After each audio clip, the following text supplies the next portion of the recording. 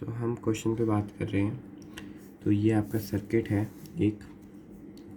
तो आपको हमें पता है कि एट टी विल बी कुछ इन्फिनिटी पे आपका पूछा है कि जब इस सर्किट को इंस्टेंटली स्विच ओपन किया तो हमें पता है टी विल 0 पे जो इंडक्टर होता है उसको ओपन कर देना होता है। तो मैंने वही किया कि जो आपका इंडक्टर था उसको मैंने इस सर्किट में ओपन कर दिया। तो ये रेजिस्टेंस ये वाला इनफेक्टिव हो गया।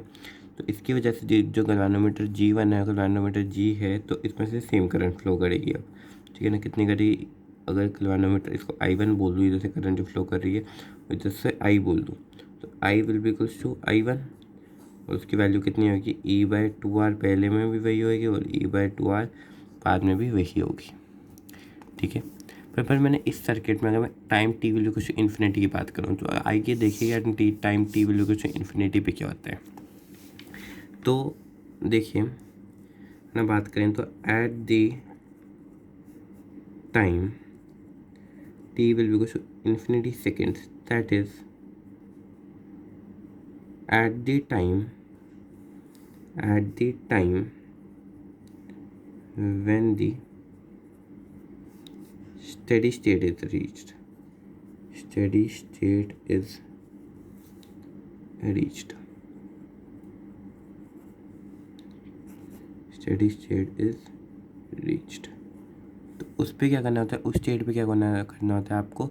आप कर दो अपना शॉर्ट कर दो, short your inductor. Short your inductor मतलब इंडक्टर क्या करता है उस टाइम पे?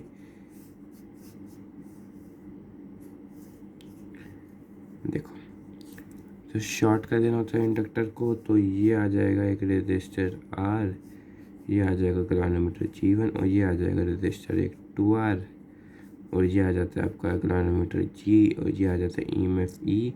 स्विचेस तो क्लोज हो गया है आपका। तो अगर इसमें से अब करंट पीछे से I निकलेगी तो इधर करंट I1 जाएगी और इधर करंट आपकी I2 जाएगी।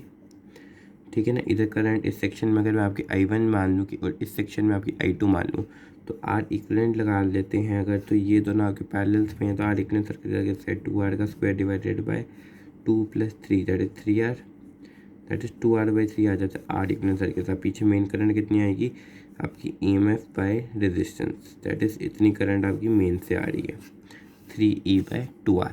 3E/2R आ रही है मेन से सप्लाई। तो मेन सप्लाई है, अब इधर आई। तो देखो अब हमें सवाल ये करना है कि इधर रेजिस्टेंस R है और इधर रेजिस्टेंस है आपकी 2R। तो इस सेक्शन में कितनी करंट जाएगी और इस सेक्शन में कितनी करंट जा रही है? इसमें से माना है I1 और इसमें से माना है I2। तो इसको एक सिंपल शॉर्ट करने का एक मैं आपको शॉर्ट ट्रिक आज सिखा रहा हूँ। तो सीखिए क्या है वो शॉर्ट ट्रिक। क्या है वो शॉर्ट ट्रिक? आप क्या कर लो कि जो ये रेजिस्टेंस और ये रेजिस्टेंस है, हम अगर बेसिक डेफिनेशन जाए करंट की बेसिक डेफिनेशन क्या है ना, अगर मैं रेजिस्टेंस की बात करूँ, रेजिस्टेंस की बेसिक डेफिनेशन क्या है? Resistance is an obstacle in the flow of the current. I repeat, resistance an obstacle in the flow of current. ये इसके लिए एक ऑब्स्टिकल की तरह काम कर रहा है। ऑब्स्टिकल की तरह काम करना है तो हमने इसी की डेफिनेशन से एक हमने मोटो उठाया कह रहे हैं कि इसमें करंट I1 जाएगी, इसमें करंट I2 जाएगी। तो इन दोनों का रेशियो ले लो, दैट इज़ 1:2। इन दोनों रेजिस्टेंस का रेशियो कितना आ जाएगा? 1:2। तो 1/3 रेशियो 2/3 इसमें से करंट रेजिस्टेंस का रेशियो आ गया R1:R2। तो इसके जो करंट अगर ऑब्स्टेकल है आपकी रेजिस्टेंस एक ऑब्स्टेकल है करंट के पाथ में, तो जो करंट का रेशियो होएगा I1:I2 वो आपका 2I/3 होगा और I/3 होगा। सोचने से भी यही लगता है कि इसमें से ज़्यादा करंट जानी चाहिए क्योंकि इधर रेजिस्टेंस कम है, इधर रेजिस्टेंस ज़्यादा, इधर से कम करंट जानी चाहिए। तो इधर से आपकी 2I/3 जा रही है करंट और इधर से कितनी जा रही है? I/3 जा रही है आपकी करंट। I/3 जा रही है आपकी करंट। ठीक है, अगर इधर से अब आपकी 2I/3 जा रही है तो आपकी मेन से सप्लाई कितनी आ रही थी वो हमें देखो। I2 की वैल्यू कितनी हो रही है कि 2I/3। आई क्या मेन से जो सप्लाई आई थी 2/3 इंटू मेन से सप्लाई कितनी? 3E/2R है। तो 2 से 2 कैंसिल हो जाएगा, 3 से 3 कैंसिल हो गया, E/R है आपकी I2 और I1 कितना आएगा? I/3, that will be equals to 3E/2R into 1/3, that is E/2R, that is E/2R। जो आपकी करंट आपकी I1 से जाएगी। ठीक है ना। तो इधर ये सब करवाते हैं क्वेश्चन, ये एडवांस का क्वेश्चन है, आपको बता दूं मैं पहले। पर इसमें से थर्ड पार्ट क्या था इस क्वेश्चन का, at the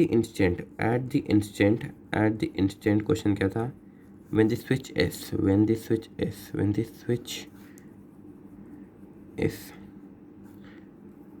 is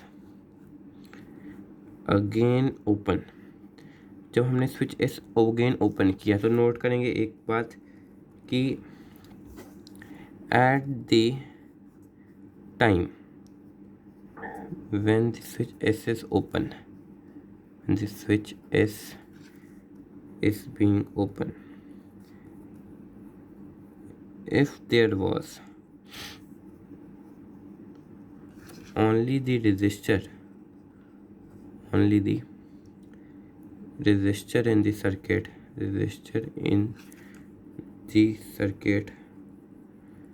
the current should instantly die. But here the inductor is present,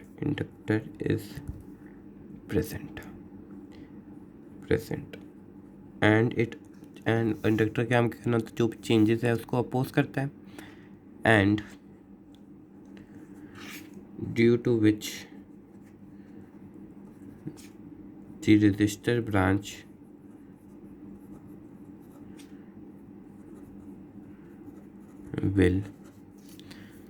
resistor branch will experience no current,